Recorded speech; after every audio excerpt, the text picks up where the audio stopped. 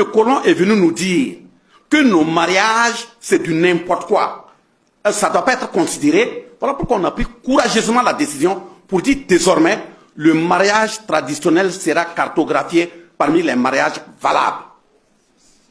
On envoie un officier de l'état civil, il va suivre et puis noter. Vous allez croire qu'on amène la cola, les vieux s'asseyent, ils unissent les familles, on fait, le couple là se partage.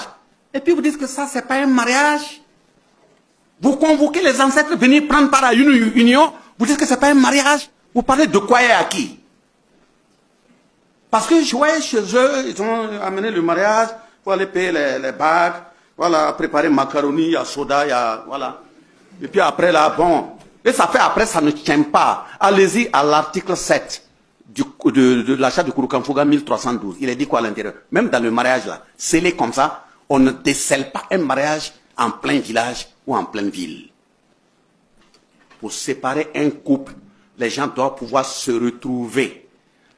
Si toutes les conditions sont réunies et que le couple ne peut pas rester ensemble, on conduit le couple en bordure du village. C'est là-bas que la séparation se fait, pas au village.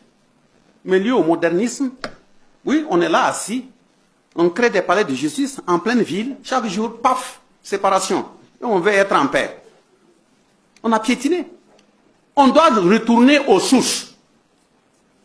Et même là-bas, il est dit la nature, quand tu arrives, dans la même charte, là, lisez. Il est même dit quand tu arrives, même le feu de brousse, ça ne se met pas au hasard.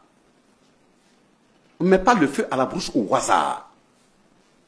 Ça veut dire qu'ils avaient réfléchi pour revenir à la question du nom. Quand la femme accouche, quand on va informer le premier responsable de la famille, si on lui donne le sexe de l'enfant, quand il se lève pour aller là, il va donner un nom proverbial. C'est une invocation de force. C'est pour dire que le nom est une invocation de force sur un corps humain. Invocation de force. Ce qui fait que ces noms ne se donnent pas avec colère. Ça ne se donne pas avec vengeance. Ça ne se donne pas avec récrimination. Ça ne se donne pas avec injure. Parce que ce sont des forces qu'on invoque sur la personne. La preuve est qu'il y a des gens qui donnent le nom, après il grandit, tout ce qu'il gagne, rien ne reste, ou l'intéressé lui-même sait que vraiment rien ne va dans sa vie. C'est quelle force qu'on a invoquée sur lui? Et quand c'est une fille qui est venue, c'est la plus âgée de la famille qu'on interpelle. Ça, elle ne peut pas se déplacer, elle mandate quelqu'un avec le nom. Ça, c'est le nom proverbial. Mais maintenant, le nom, donc, elle est venue évoquer en parlant de nom botanique qu'on doit enlever. Voilà, vous voyez comment on a appelé botanique. Tout ça, c'est pour nous faire détester. Mais ce n'est pas aussi un nom qu'on donne au hasard.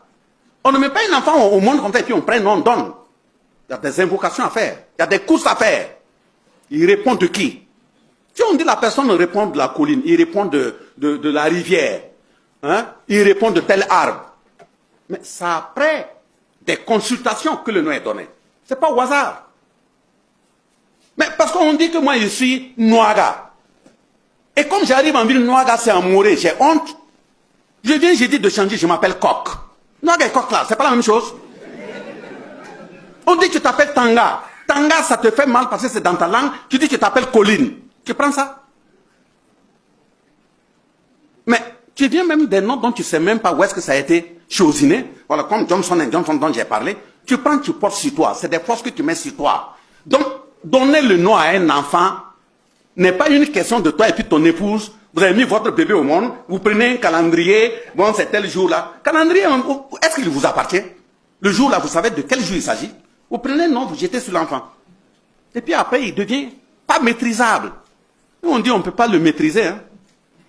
Et souvent même, on est là, si un étranger vient, et cet enfant, le nom est tellement brouillon, qu'il monte même sur des gens qui ne connaissent pas. Au lieu de les raisonner, eh, papou, je vais te taper. Hein. Un enfant va s'appeler papou. Bon, vous m'excusez, s'il y a un papou dans la salle, et vous voyez, il a évoqué également la question, c'est des questions de, même les questions de dépigmentation. On peut mettre des produits tout en sachant que la source, l'origine là, l'objectif là, c'est de nous créer des cancers. Ça peut venir.